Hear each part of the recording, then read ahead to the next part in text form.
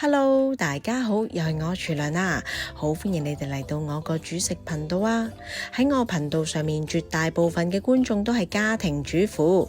有時候我收到大家嘅留言，大家都會不約而同咁樣話，去到煮飯嘅時候都會覺得好頭痕，因為煮嚟煮去都係嗰幾味菜式，好似冇咩煮食靈感咁樣。所以廚娘已經幫大家諗好噶啦，我今日會教大家製作省時又方便、經濟實惠、野味又香口嘅香煎豬肉蓮藕餅。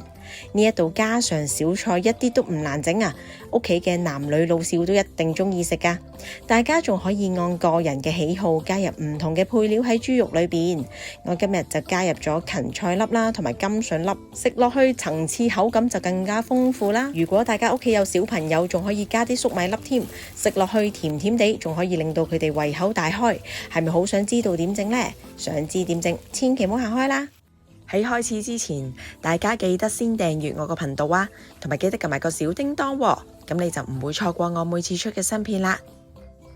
大家首先睇睇今日所需要嘅材料啊，我哋整香煎豬肉蓮藕餅需要嘅材料就係咁簡單，我已經列晒喺呢度。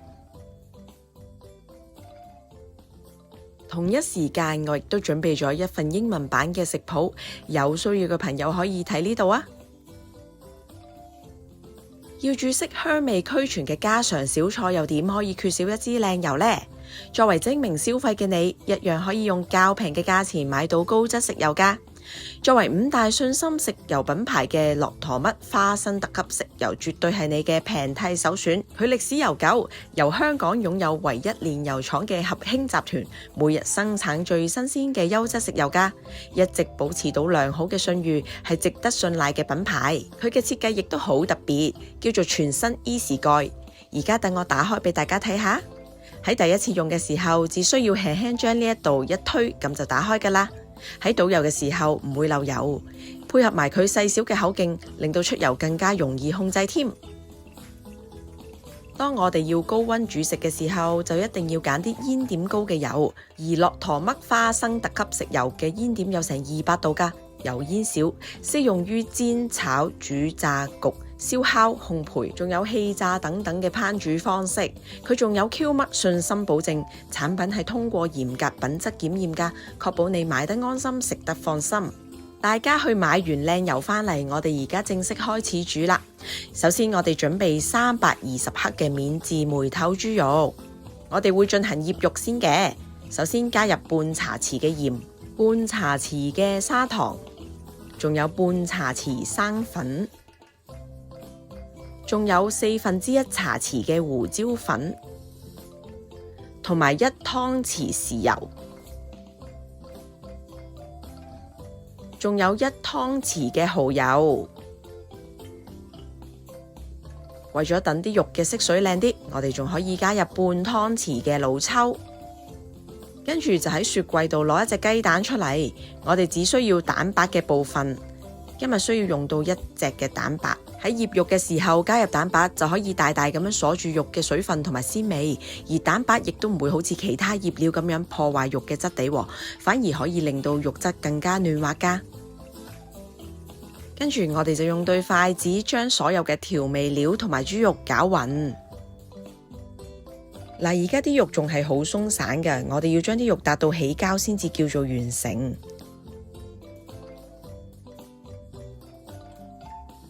可以先將啲肉順時針攪幾攪啦，等佢有少少黏性。跟住呢，就可以將啲肉攞起身，一下一下咁樣撻。咁啊睇翻大家手腳快唔快啦？快嘅話大概撻3-4分鐘咁就可以噶啦。慢慢你會見到啲肉呢，望落去好似膨脹咗咁，同埋呢有黏性，仲越嚟越有光澤。大概咁嘅狀態就 OK 啦。最後喺醃肉之前，我哋再會加多半湯匙嘅駱駝乜花生特級食油喺肉裏邊，咁就可以充分將肉嘅鮮味鎖緊。呢款駱駝乜嘅花生特級食油，佢個花生味聞落去都幾香醇㗎喎。大家喺醃肉嘅時候都可以落少少落去啦，咁樣有助提升食物嘅香味同埋嫩滑口感㗎。而家天氣咁熱，我哋一定要擺佢喺雪櫃裏邊進行醃製，大概醃30分鐘就可以㗎啦。趁啲肉醃緊嘅時候，我哋準備買其他嘅配料啊。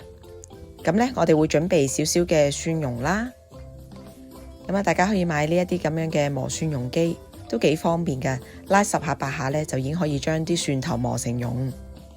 另外，我仲準備咗少少芹菜，可以將芹菜洗乾淨之後，然後切粒。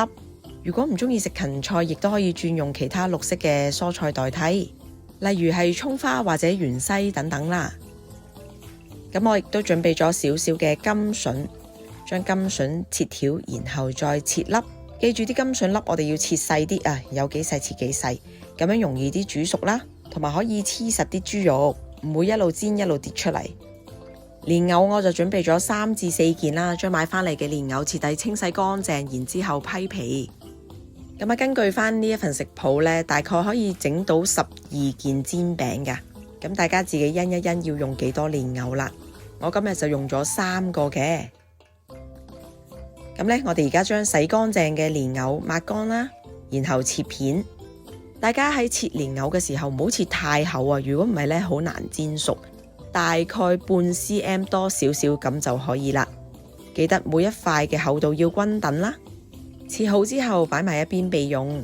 哇，咁快啲肉已經醃好咯，我哋喺雪櫃攞翻啲肉出嚟先，加入頭先準備嘅蒜蓉啦，仲有橙色嘅甘筍粒同埋綠色嘅芹菜粒，再加翻少少花生油，撈一撈勻咁就 OK 啦。而家我哋準備啲蓮藕片先，蓮藕片要保持乾爽，唔夠乾爽嘅話可以好似我咁喺中間加少少生粉，然後呢，就攞適量嘅豬肉搓成圓形之後擺上蓮藕片上面，輕輕按壓，再冚上另一塊蓮藕片。我哋用陰力將豬肉壓實喺2塊蓮藕片之間。好，呢一 part 又完成啦。喺隔籬個煎 pan 上面加入適量嘅花生油，因為我想煎出嚟個蓮藕餅比較香口啊，咁所以我落多咗少少花生油，有半煎炸嘅效果。落鑊之前喺蓮藕面上面撲上少少生粉，咁樣煎出嚟嘅蓮藕餅香口好多噶。我哋開頭 keep 住用細火，等佢慢慢煎。啲蓮藕都幾索油噶，中間可以補少少油嘅，如果有需要，咁樣可以 keep 住半煎炸嘅效果。煎咗大概7分鐘之後，你就可以好似我咁，輕輕將啲蓮藕餅反轉，望望係咪已經轉成金黃色。如果係嘅話，就可以將全部蓮藕餅都反轉啦，將另一面同樣煎至金黃色。當兩面嘅蓮藕都煎至金黃色之後，我哋會將個蓮藕餅凍起，等中間嘅豬肉餅都可以煎香。一路煎一路已經聞到好香，好想食。嗱，而家已經煎熟晒噶啦。我哋最後有個動作一定要做嘅，就係較翻個中大火，然之後落少少嘅豉油，將個 pan 戳幾嘢，然後就上碟。一個細小嘅動作已經可以將豬肉蓮藕餅嘅鮮味提升10倍。用呢個方法整出嚟嘅香煎豬肉蓮藕餅，唔會用好多油，但係亦都有半煎炸嘅效果。食落去蓮藕嘅口感帶少少香脆啦，但係又唔會話好熱氣。最重要係裏邊嘅豬肉，因為係用風煎嘅方法啦，所以食落去仲係啖啖肉汁，啖啖豬肉嘅鮮味。好啦，話咁快，今次嘅分享到尾聲啦。